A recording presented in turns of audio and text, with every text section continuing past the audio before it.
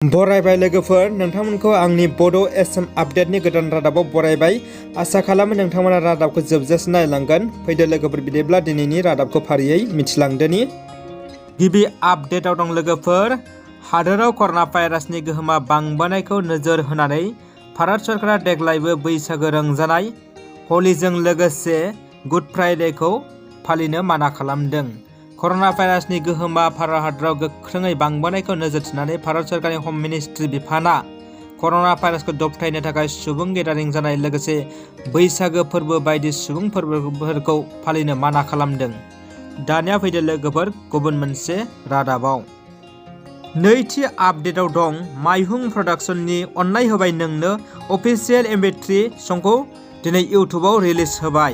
बे मेथाइखौ रोजाबदों फारियै रिमल, जुहि प्रीति आरो गाहाय फाव खालामदों मोगथां सन्जिता बिथांमोनहा आरो बे मिउजिक भिडिअखौ थाबैनो इउटुबाव नुनो मोनगोन। आरो नोंथांमोना बे सल'खौ खोनासंनो गोसो दङब्ला आं बे भिडिअनि डिसक्रिपसन लिंकआव होनानै होबाय, नोंथांमोना खोनासंदो। दानिया फैदो लोगोफोर थामथि रादाबाव। बिटिआरनि खुंथाय गोहोआव थानाय इउपिपिएल दोलोआ गावसोरनि इलेक्शन मेनिफेस्ट'खौ मैया बेखेवबाय।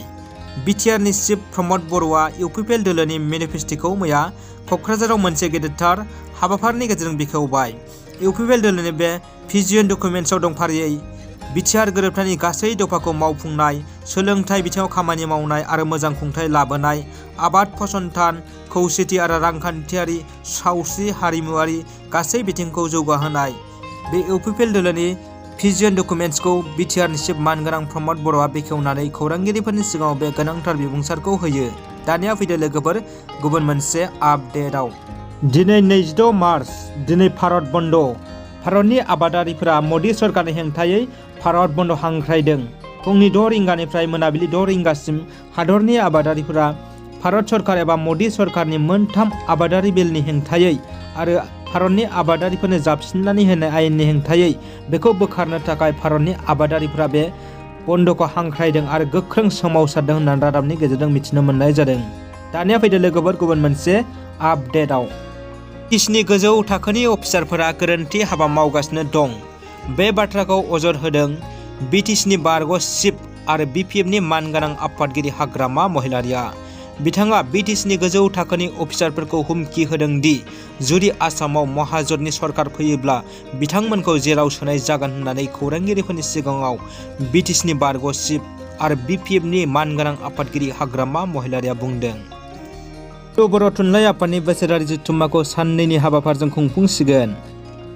मिरु बर' थुनलाइ आफादनि 60थि बोसोरारि जथुम्माखौ फैगौ 10-11 एप्रिलाव साननैनि हाबाफारिजों खुंफुंसिगोन होननानै मिरु बर' थुनलाइ आफादनि मानगोनां आफादगिरि तरेन बर'आ बुंदों। बिथाङा बुंदों दि मिरु बर' थुनलाइ आफादनि बोसोरारि जथुम्माया मार्च दानावनो जानो लागामोन, नाथाय आसाम बिसायख'थिनि थाखाय बेखौ फावसयनानै एप्रिलनि 10-11 खालाराव लानाय जाबाय होननानै बिथाङा बुंथियो, लोगोसे अन्थाइ खाम्फाबो गायसनो।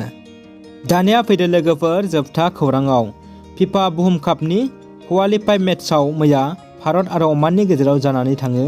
बे मेट्सआ दुबाइआव जादोंमोन आरो बे मेट्सआ जोबथा समसिमाव अमानाबो भारतखौ 1 गल आरो भारतआबो अमानखौ 1 गल होयो आरो मोन्नैबो हानजाया जोबथा समसिमाव ड्र' जायो। दिनैनि रादाबा एसेनोसै लोगोफोर।